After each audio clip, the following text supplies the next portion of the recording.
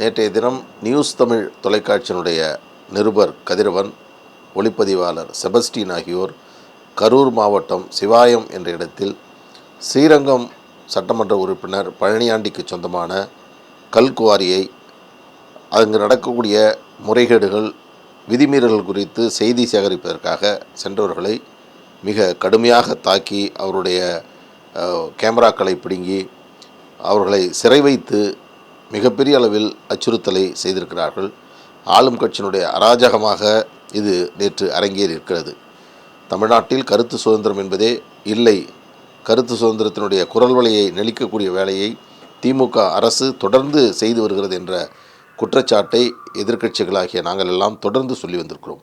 அதற்கான ஒரு சிறந்த உதாரணம்தான் தற்பொழுது நியூஸ் தமிழ் தொலைக்காட்சியினுடைய நிருபர் தாக்கப்பட்டது.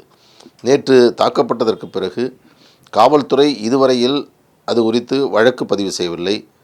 தாக்குதல் நடத்திய, அதற்கு தூண்டுதலாக இருந்த பழனியாண்டி கைது செய்யப்படவில்லை.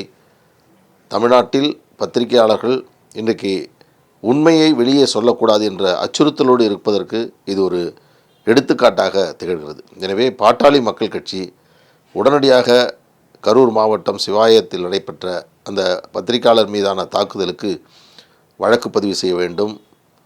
பழனியாண்டி உட்பட அந்த சம்பவத்திற்கு காரணமானவர்கள் மீது சட்டப்பூர்வமான நடவடிக்கை எடுத்து அவர்கள் கைது செய்யப்பட வேண்டும். பாதிக்கப்பட்ட பத்திரிகையாளருக்கு உரிய இழப்பீடு தமிழக அரசு வழங்க வேண்டும். அதோடு தமிழ்நாட்டில் இருக்கக்கூடிய பத்திரிகையாளர்கள் சங்கங்கள் இது குறித்து கேள்வி எழுப்பாமல், இது குறித்து அவர்கள் எந்த கருத்தும் தெரிவிக்காமல் இருப்பது என்பது வேதனை அளிக்கிறது. பத்திரிகையாளர்கள் என்பவர்கள் கருத்து சுதந்திரத்தை பாதுகாப்பதற்கு அவர்களுக்கு துணை நிற்பதற்காக சங்கம் இருக்க வேண்டும். ஆனால் இன்றைக்கு அவையெல்லாம் ஆளும் கட்சியினுடைய கைப்பாவையாக மாறியிருக்கிறது.